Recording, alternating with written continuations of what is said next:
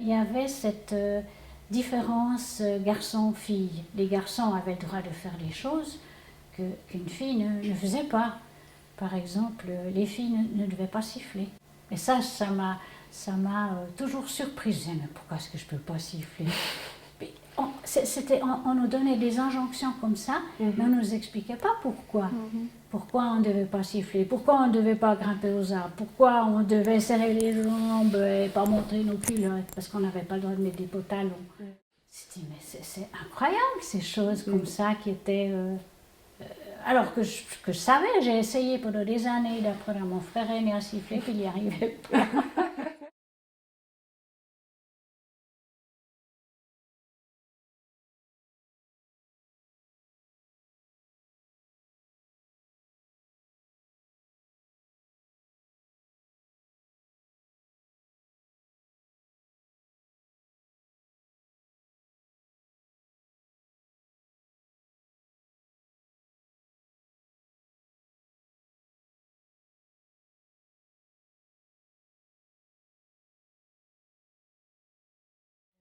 Il y a des phrases qui m'ont marqué. Un intérieur soigné, arrangé avec goût, où la femme accueille tout le monde avec bonne humeur, est un foyer où le mari et les enfants resteront volontiers. Donc c'est la femme qui est responsable de la bonne humeur de tout le monde. La mère doit aussi penser à occuper les loisirs, les congédiements de sa famille. Et puis la femme, elle était aussi responsable de lutter contre l'alcoolisme, comme si l'homme ne pouvait pas être responsable et ne pas boire. Ça, moi, je trouvais insupportable. L'enjeu en vaut la peine, c'est le bonheur des siens.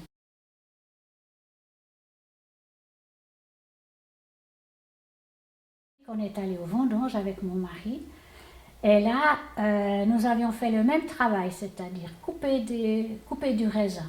Lui, il n'avait pas fait un travail plus pénible ou difficile ou différent.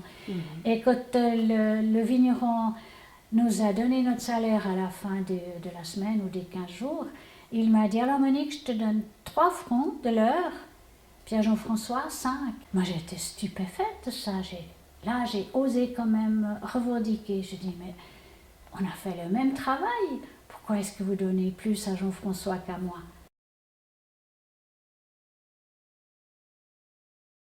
Nous avons échangé nos rôles traditionnels.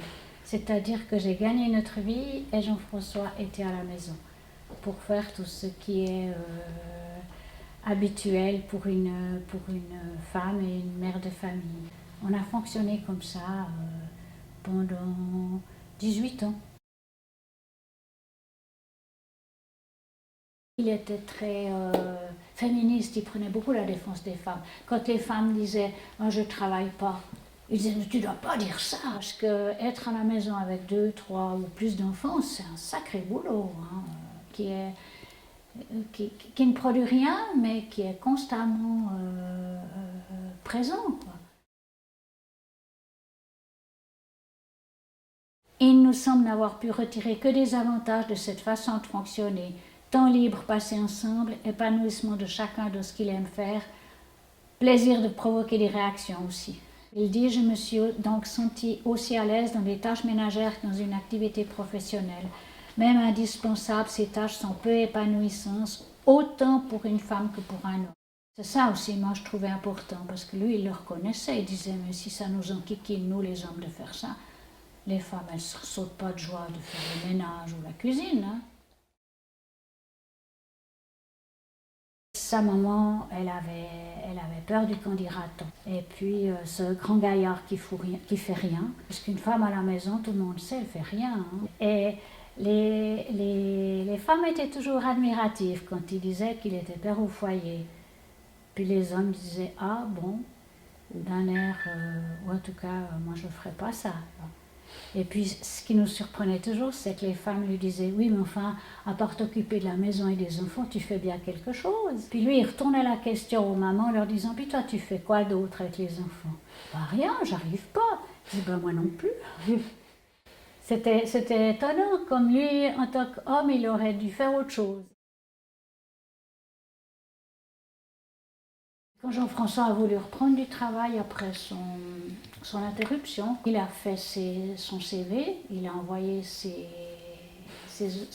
comment on dit, ses lettres de voilà, ses motivation. lettres de postulation. Et puis il a reçu des réponses où on lui a entouré son âge, on lui a envoyé. Donc même un homme à 50 et quelques années, il ne retrouve pas du travail. Et puis d'autres, il a eu des appels téléphoniques. Puis quand il a dit qu'il avait été 20 ans père au foyer, on lui a dit...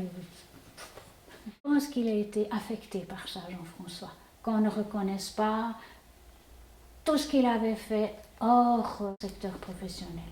Ouais, je crois que ça l'a quand même un peu miné, parce qu'il n'a pas rien fait pendant tout ce temps. Alors, conseille un jeune père au foyer, avant tout se sentir bien dans sa peau, être indifférent au qu'en dira-t-on, savoir tirer plaisir et avantage de la situation. Et il termine en disant, nous avons toujours regardé notre situation marginale avec beaucoup d'humour, ce qui a obligé notre entourage à en faire autant.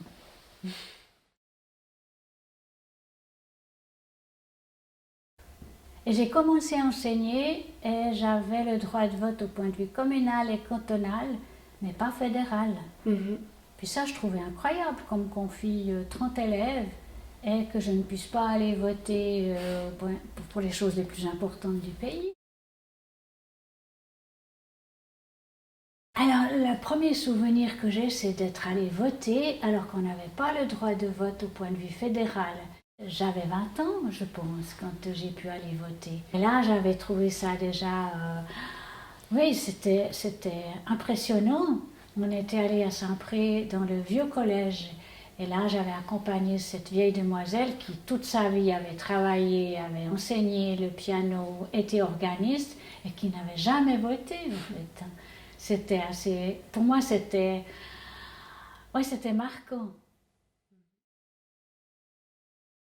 Et alors, tu vois, il y avait une idée de protection de la femme. On nous a toujours fait croire qu'on était plus faible, plus délicate, puis qu'on devait nous protéger. Comme pour l'histoire de l'argent, on n'avait pas le droit d'ouvrir un compte à la banque, parce qu'on n'y comprendrait rien. Je me souviens du professeur d'instruction civique. Il estimait que comme on n'avait pas le droit de vote, ça ne servait pas à grand-chose de nous apprendre l'instruction civique. Quand on devait voter, on votait toujours ensemble. Et on a encore vécu le temps où nos parents, le papa votait, puis disait à nos mamans ce qu'il fallait voter, et puis, ou bien alors il ne disait pas ce qu'il votait. Le vote était secret, c'était étonnant. Puis nous, on a toujours discuté de ce qu'on allait voter. Non, non, si ce n'est qu'on avait un droit qui me paraissait nous être dû. Moi, je trouvais incroyable de devoir se bagarrer pour ça, parce que juste parce qu'on n'est pas des hommes. Je trouvais incroyable ça. Ouais. Ce pourquoi moi j'aurais bagarré, donc travail égal, salaire égal, qui me paraît évident, mais je n'ai pas eu trop à lutter pour ça. Se sortir de ce travail non reconnu de la ménagère, mais je m'aperçois qu'il y a d'autres choses qui viennent derrière. Et ça me désole. Je suis désolée par tout ce harcèlement sexuel dont on entend parler dans tous les domaines. Dans l'Église d'abord, ensuite à la RTS. Est-ce que vraiment on est fait pour vivre ensemble? Et qu'est-ce qu'on apprend aux hommes par rapport aux femmes pour qu'elles doivent tout le temps se défendre partout? Je me souviens de cet homme, il nous avait dit, voilà, on a obtenu ça, mais vous saurez que toute votre vie, il faudra vous bagarrer pour garder les acquis, et puis il y en aura toujours d'autres à défendre.